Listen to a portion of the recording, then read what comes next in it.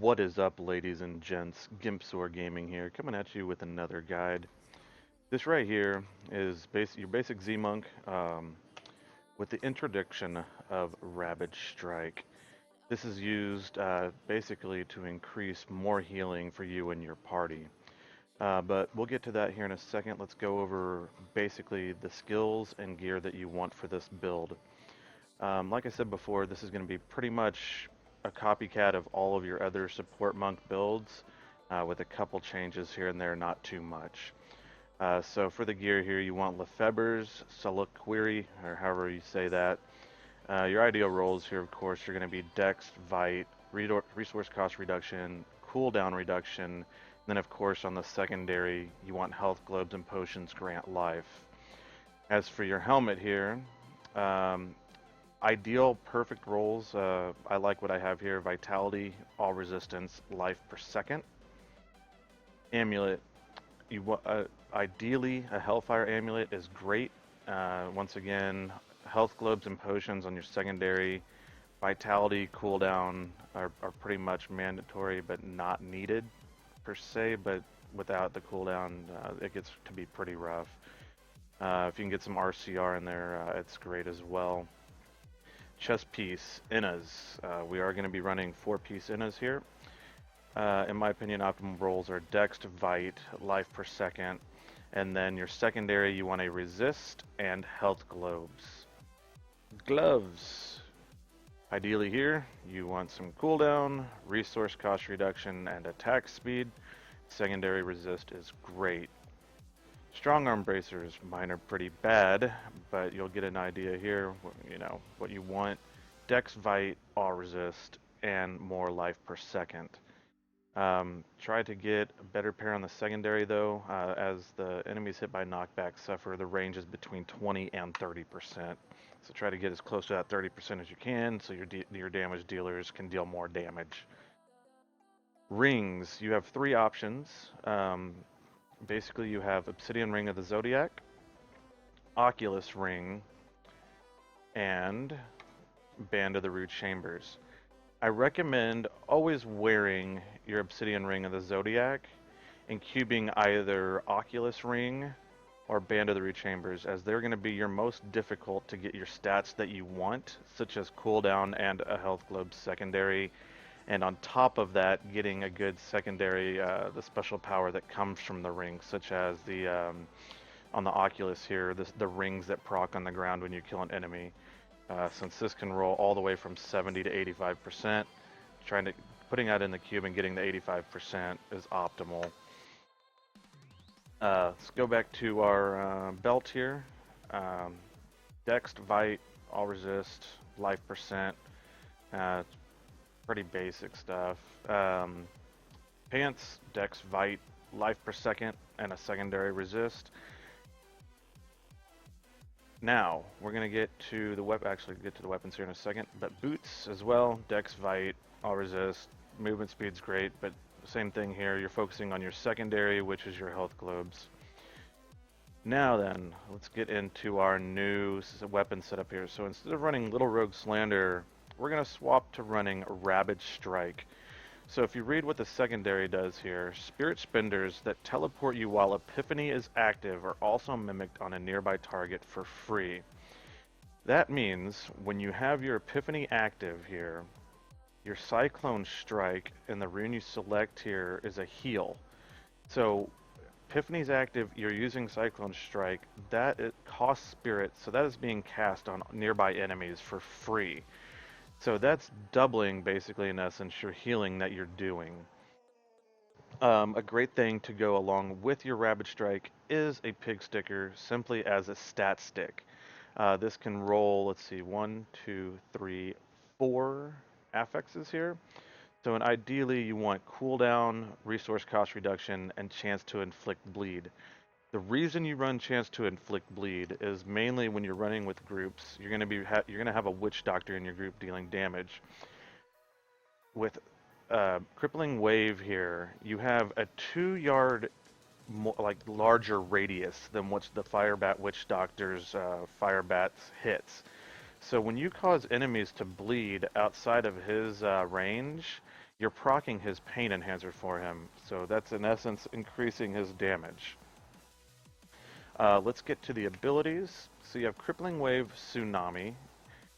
This is your 17-yard range. Like I said, that's 2 yards wider than the Fire Bats for the Witch Doctor. And also this is a cold skill, which is why you're wearing Ice Blink here. So this is giving your group more damage. Mantra Salvation Agility. This is all just pure damage mitigation for your group. You basically never want to activate this unless you're in some pretty sketchy situations, as it costs quite a bit of spirit and it can drain you pretty quick. So I'd only activate it if you're, say, in a bunch of arcane beams, or there's getting ready to be some molten stuff you can't escape or something like that. Other than that, you're just here for the passive, not the active part of this ability. Blinding Flash, Crippling Light. This is damage mitigation for you and your group. Enemies that are blinded deal 25% reduced damage for 5 seconds after the blind wears off. Epiphany, Soothing Mist. This is why one of the reasons you are stacking health globe bonuses on your gear. As you see here, imbue yourself with holy or with water, causing your abilities to heal yourself and allies within 30 yards for 16,093 life. Heal amount is increased by 4% of your health globe healing bonus. So getting your health globe bonus as high as you can is one of the key things to focus on this build. Here's another reason why you're stacking health globes. So your Cyclone Strike with Soothing Breeze here is a heal. Heal amount is increased by 17% of your health globes. So basically, whenever your group is taking a lot of damage, you're using this ability not only to pull in mobs, but you're using it to heal your group as well. Last thing we have here, Inner Sanctuary Safe Haven. This can change depending on the group you're running with, but this is one reason why I have life per second on my gear. So when you drop Inner Sanctuary, allies inside, so people in your group inside the Sanctuary are healed for 35,779 life every second. This heal amount is increased by 7% of your life per second. That's why it's good to try to get it on places where you can get it, such as your helmet, your chest, your bracers, etc. The other option here is higher pushing stuff when you're going to be stacked on stuff longer, so your barb can run off and not have to worry about ignore pain. You would run Templar Protection, but until you start going really high, this isn't really mandatory. As far as passives here, Unity, Beacon, and Seize, actually all these are pretty much required.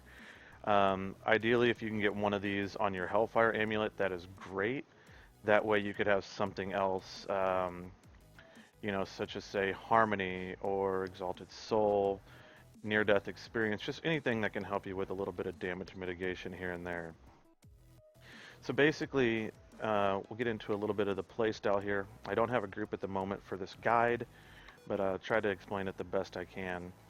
So when you join a rift, or you open a rift, or greater rift, and you go in, you want to stay with your DPS as much as possible.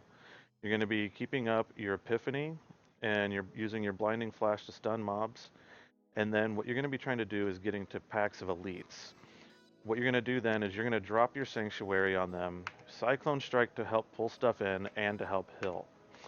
The mobs that are around you, the Barbarian is going to be running, bringing them to you.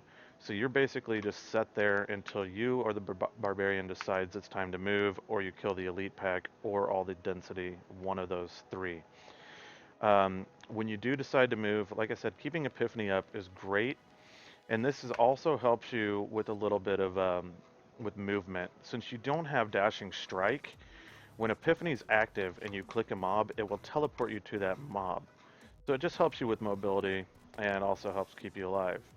Another thing to keep in mind while you're moving is to every once in a while use your Crippling Wave and Cyclone, as this is going to provide you damage mitigation while you're running.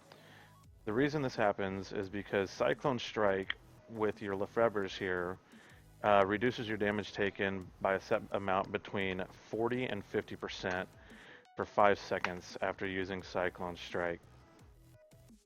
Same thing with Crippling Wave here, damage mitigation. Since you have Spirit Guards in the cube, after you use Crippling Wave, which is a spirit generator, it'll reduce your damage taken by 40% for 3 seconds.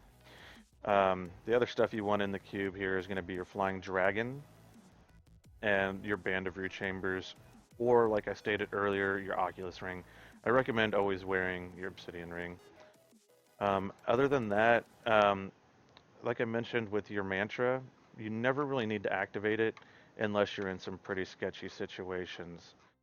So all it comes down to is getting used to and getting in a rhythm with your group.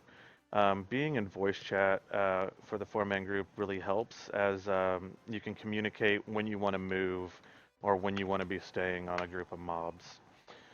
Other than that, it's pretty self-explanatory. Your Cyclone Strike is healing you and your group. With Rabid Strike, it's healing you guys even more. Your Inner Sanctuary is healing you guys, providing damage mitigation. Epiphany, same thing, healing. So, I mean, it's just basically your support monk here. This build can go as high as your gear allows you to. Of course, the higher your health globes and the higher your health per or life per second, the better. I focus mainly on my health globes. I prioritize that over my life per second. But once you get anywhere over, say, 175,000 health globe healing bonus, you can heal up into the 100, 105, 110 pretty efficiently. Like I said, it all becomes a point of just synergy with your group, knowing when you need to move and knowing when you need to stay, etc., etc. So if there's anything I forgot in this build, I apologize. I will annotate in the video if I did forget something, or I will update the description in YouTube. If you guys found this guide helpful, feel free to subscribe or give this video a like or a thumbs up. And until next time, peace.